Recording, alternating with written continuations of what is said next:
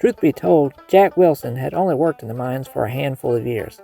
His pa had got him the job back when Jack was in his late teens. Jack's pa had worked in the mines for decades. He was even an active participant in the Coal Creek Mine War a few years back. So Jack had a pretty good inkling what was in the small box that Pa gave him right before he boarded the train that would take him to boot camp and then of course to the western front of the Great War. He carefully unwrapped it on the train, trying not to alarm his fellow passengers into thinking he was some type of train robber.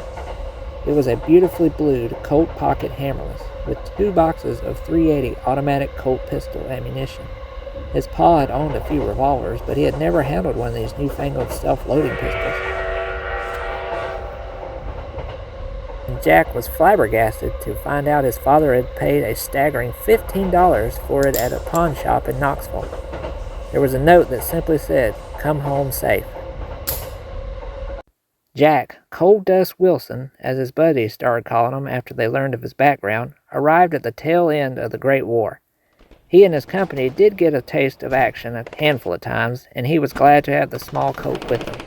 Upon return to the States, Coal Dust found himself in the mine for a short time before one evening his old army buddy, who they called High Proof, offered him a much more exciting and profitable job.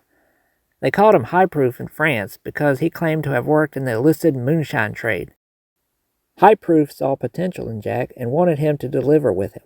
Well, Jack Coal Dust Wilson fashioned himself a shoulder holster for his trusty Colt and became a bootlegger. Now Jack had made several runs with 0 issues, but that all changed one day when he was driving down a rural road and came across a group of cars parked in the middle of the road.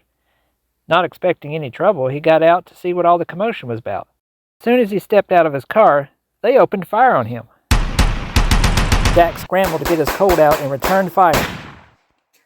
He rushed back behind the Model T and took cover behind the door.